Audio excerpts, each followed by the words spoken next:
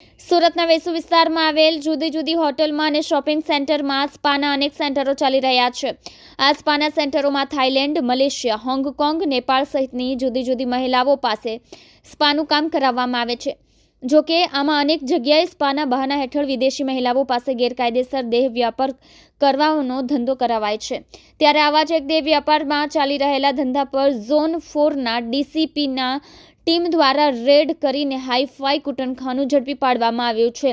મળતી વિગત મુજબ વેસુના ભીમરાડ વિસ્તારમાં આવેલ એમ્બેસ હોટલમાં સુરત ડીસીપી ઝોન 4ની ટીમ દ્વારા રેડ કરવામાં આવી હતી. ડીસીપીને બાતમી મળી હતી કે હોટલ એમ્બેસમાં સ્પાના બહાના હેઠળ ગેરકાયદેસર દેહ વ્યાપારનો ધંધો કરાવવામાં આવે છે. જે આધારે પોલીસની ટીમ દ્વારા હોટલમાં રેડ કરતા ઘટના સ્થળેથી 7 જેટલી વિદેશી થાઇલેન્ડની મહિલાઓ મળી આવી હતી. તેમની સાથે હોટલ પરથી 8 જેટલા ગ્રાહકો પણ મળી આવ્યા હતા. એસીપી ZR દેસાઈએ જણાવ્યું હતું કે પોલીસને મળેલી બાતમીના આધારે એમ્બેસ હોટલમાં સ્પાના નામે ચાલતા ગેરકાયદેસર દેહ વ્યાપારના ધંધાને ઝડપી પાડ્યું હતું. પોલીસને સાથે થાઇલેન્ડની મહિલાઓ ગ્રાહકો સાથે મળી આવી હતી, જેમાં મહિલાઓને મુક્ત કરાવી છે અને 8 ગ્રાહકોની ધરપકડ કરી છે.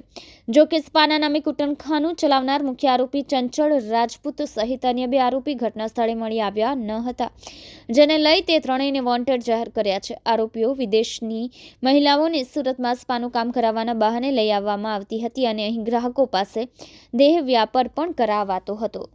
ડિંડોલી પોલીસ સ્ટેશન વિસ્તારમાં શ્રીનાથનગર સોસાયટી આવી છે.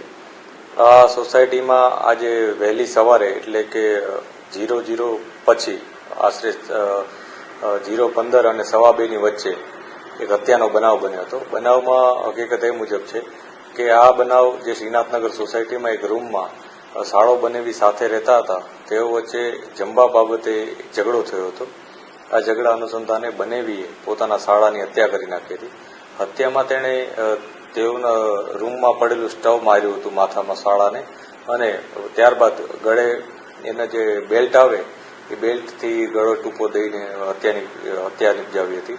પોલીસે પોસ્ટમોર્ટમ માટે ડેડ બોડી મોકલી આપેલ છે અને પોસ્ટમોર્ટમ બાદ જ તેમાંથી ખ્યાલ આવશે કે કયા પ્રકારે આમાં હત્યા થઈ છે.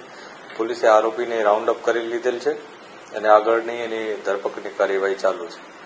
જે સાળો છે, જે ભોગ બનનાર વ્યક્તિ, એનું નામ પુરુષોત્તમ ઉર્ફે એનું નામ છે પ્રભાત ઉર્ફે પુરુષોત્તમ, અને જે મારનાર જે બનેવી છે આરોપી, એનું નામ છે પુરંજય ઉર્ફે રાજુ. આ બંને અહીંયા ફર્નિચરનું કામ કરતા હતા, સાથે જ રહેતા હતા. છેલ્લા 15 દિવસથી આ એમનો સાળો એમના વતનથી અહીંયા રહેવા આવ્યો હતો એમની સાથે કામ કરવા માટે. ત્યારે આ જે આરોપી છે એ ઘણા વખતથી આ જ એરિયામાં રહી અને પોતાનું ફર્નિચરનું કામ કરતો હતો.